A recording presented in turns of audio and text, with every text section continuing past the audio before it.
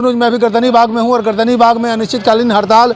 गांधी मैदान में 1,20,336 शिक्षक को छात्रों को नियुक्ति पद देकर के शिक्षक बनाया गया और ये तकरीबन 3-4 साल से विवाद चल रहा था कि लेकिन ये विवाद खत्म होने वाला नहीं। लेकिन नियुक्ति पद देने के बाद भी ये लोग फिर हड़ताल पर क्यों बैठ गए, इन सारी बातों पर बात करें। क्या कारण है कि पूरी करो, पूरी करो, पूरी करो, हमारी मांगे पूरी करो, पूरी करो, पूरी करो। बिहार सरकार हाय हाय हाय हाय हाय। क्यों आप लोग हाय कर रहे हैं? हम लोगों का देखिए हकमारी हुआ है सर, हकमारी इस मामले में हुआ है। हम लोग बीपीएससी क्वालिफाइड स्टूडेंट हैं, हम लोगों ने बीपीएससी क्वालिफाइड किया है, लेकिन सरकार के गलत नीति की वजह से हम लोगों को आज बोर्ड पे होना चाहिए और हम लोग आज रोड पे हैं। गलत नीति क्या है? गलत नीति ये है जो सीटेट में फैल था, डीएलएड में फैल था, उन लोगों का रिजल्ट प्रकाशित कर दिया गया और हम लोग उसके वजह से मेरिट से बाहर हैं। और जो पहले से सेवा में नियोजित शिक्षक हैं 28,000 के समथिंग, उन लोगों को फिर से नियुक्ति पत्र दिया गया, जिसके वजह से हम लोगों की हकमारी हुई है, इसलिए हम लोग रोड पे हैं। अच्छा, आप लोग पास थे? बिल्कुल पास है। चलिए अब बात करते हैं कट ऑफ पर। बात करते हैं कट ऑफ में जिन व्यक्ति को ज़्यादा नंबर है वो फेल हो गए और जो फेल हैं जिनका नंबर नहीं है वो पास करेंगे। इस पर क्या कर रहे हैं आप?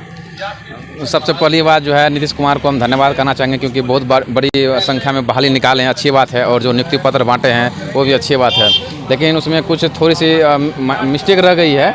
और जो कट ऑफ पे हैं मतलब उनको तो लेना ही चाहिए, चूँकि जो मतलब कि अतुल प्रसाद जो चेयरमैन है वो बोले थे क्या जो मतलब सीटेट का जो रिजल्ट आएगा तब उसके बाद मतलब हम लोग करेंगे, लेकिन नहीं, सीटेट की रिजल्ट आने के बाद भी जो है मतलब फर्जी वाले को लिया गया है और फेल वाले उसमें आ गए हैं, जिससे जो कट ऑफ पे थे जो पास थे उनको बाहर कर दिया गया। हम लोगों का एक ही मुख्य मांग है, नियोजित शिक्षकों को उसके पूर्व के सीट पे ही समायोजित कर उसको राजकर्मी का दर्जा दिया जाए, ताकि वो जो 28,000 की समथिंग सीट है वो खाली हो सके। और डीबी में जो बच्चे छटा रहे हैं सारे चीज़ों को कलेक्ट करके जो है सेकेंड मेरिट लिस्ट जारी होना चाहिए। आप क्या कहेंगे? सर, जैसे कि कल से हम लोग अपना जो है अनिश्चितकालीन धरना प्रदर्शन चालू किए थे, है ना। 24 घंटा से ऊपर हो रहा है सर। न तो बिहार सरकार का कोई अधिकारी आया है, न तो सर कोई भी ऐसे पदाधिकारी आए हैं एक बार हम लोगों से हाल समाचार पूछने के लिए भी। सर रात में हमको 102 डिग्री बुखार था सर, हम लोगों को चक्कर आ रहा था, खाना पीना जो है यहाँ पे बहुत दिक्कत है सर। हम लोग गरीब परिवार के नुमाइंदा कोई नहीं मिलने के लिए आया है? कहाँ सर, कोई नहीं आया।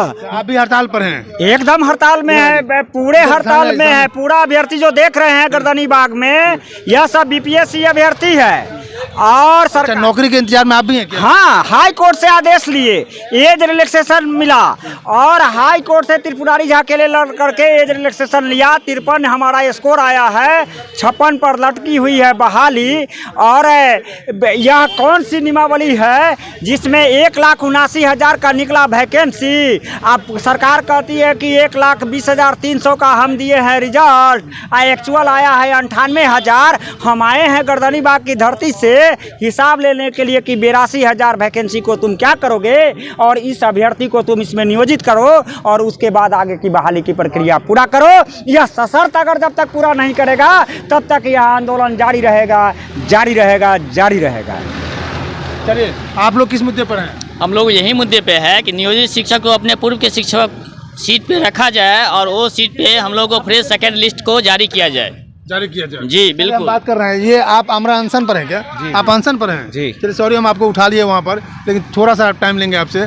आप ये बताइए कि चंद्रशेखर सिंह जब बाहर की बात हुई, बाहर के लोगों को नौकरी देने की बात हुई, तो उन्होंने कहा था शिक्षा मंत्री कि बिहार में स्किल्ड की कमी है। लेकिन जब एक वीडियो आपने देखा होगा कि बाहर की ही एक महिला आई है, उनको ये नहीं पता कि बिहार में कितने जिले और ये भी नहीं पता कि जिनसे नियुक्ति पत्र ली है उनका भी नाम नहीं पता था। अब क्या कहेंगे? देखिए, मैं इस पर कोई टीका टिप्पणी तो नहीं करना चाहूँगा, लेकिन मैं बस इतना करना चाहूँगा सर, बिहार के हैं हम लोग तो बिहार के बारे में जानेंगे हम। और उन बच्चों जो छोटे छोटे बच्चे रहते 1 to 5 के बच्चे, NEP, NCF और हमारा जो संविधान है चीख कर कहता है कि जो छोटे बच्चे 1 to 5 के बच्चे हो क्षेत्रीय भाषा में और जो मातृभाषा उनमें पढ़ाई होनी चाहिए। लेकिन क्या बाहर वाले आकर पढ़ाएंगे? हम कोई टीका टिप्पणी नहीं, लेकिन कह रहे हैं उन कैसे पढ़ा पाएंगे जब बच्चों को ही नहीं समझा पाएंगे। और दूसरी बात, हम बिहार के लोग हैं तो हम अपनी बिहार को जानेंगे, तो बाहर वाले लोग नहीं जानेंगे। इसमें बाहर वाले लोग कोई गलती मैं नहीं कहता कि वो उनकी गलती है, गलती हमारे यहाँ की सरकार की मैं कहूँगा, क्योंकि उन्हें नहीं पता कि बिहार के बारे में क्या है। वो तो आए बस इसलिए आए कि नौकरी मिल रही है, नौकरी मिल रही है। लेकिन सर मैं कहना चाहूँगा शिक्षक की शिक्षक पद कोई नौकरी नहीं है। जो लोग नौकरी समझते हैं मैं उन्हें मूर्ख कहता हूँ। शिक्षक वाली पद जो है कोई नौकरी नहीं है, यह एक पेशा है। शिक्षक वाला एक पेशा है, बहुत ही जिम्मेदारी वाला पेशा है ना, बहुत जिम्मेदारी वाला पैसा। और जब मेरा यह कहना है कि अगर यह जो है डोमिसाइल का मैं विरोध नहीं कर रहा, ठीक है, लेकिन मेरा यह कहना सर, आप हमारे माई बाप है बिहार सरकार, आपके घर के बच्चे भूखे हैं तो आप दूसरों को क्यों खाना खिलाना? अपना तो पेट भरिए जी, पहले अपना तो पेट भरिए। आपके बच्चे भूखे हैं, भूखे प्यासे नंगे हैं, सड़क पे आज बैठे हैं और दूसरे वाले को आप खाना खिला रहे हैं, कपड़ा पहना रहे हैं। राज्यकर्मी का दर्ज है, ये तो कहाँ का न्याय है? अन्याय है सर, ये अन्याय है मेरा। चलिए उड़ीसा में देखिए, उड़ीसा गवर्नमेंट में जो जब उड़ीसा सरकार की बात होती है, वहाँ राज्य सरकार की नौकरी करना है तो वहाँ के मैट्रिक इंटर पास है, जैसा कि हमने सुना है, वही विद्यार्थी नौकरी करेंगे। लेकिन यहाँ पर तो दरिया दिल दिखा रहे हैं नीतीश कुमार। अब किस बात के लिए दरिया दिल दिखा रहे हैं वो? जी, इस पे तो मैं नहीं जानता क्यों दरिया दिली दिखा रहे हैं, लेकिन मैंने जैसा अभी बताया कि बस मैं यही कहना चाहूँगा कि वो हमारे माई बाप है, मुखिया हैं, ठीक है, हमारे माई बाप हैं। और माता पिता का एक ही चीज़ होता है, माता पिता की एक ही चीज़ होता है क्या, कि अपने पहले बच्चे को देखे, ठीक है। और सबसे बड़ी चीज़ हो गया क्या कि सर कोई भी नई रिक्ति आती, किसके लिए आती है? बेरोजगारों के लिए आती है, ना कि रोजगार वाले के लिए। अगर आपको रोजगार वाले के लिए निकालना था तो आप हम बेरोजगारों को साइड भी रखते, पहले रोजगार वालों के आप राज्यकर्मी के दर्जा दे देते, हम लोग को बाद में करते, कोई परेशानी नहीं थी। लेकिन आपने क्या किया? हम बेरोजगारों के साथ अन्याय किया सर। आपने नई रिक्ति लाई, पूरी जगह डंका पीट दिया, कितने बेरोजगारों को नौकरी मिली। लेकिन आपने क्या किया?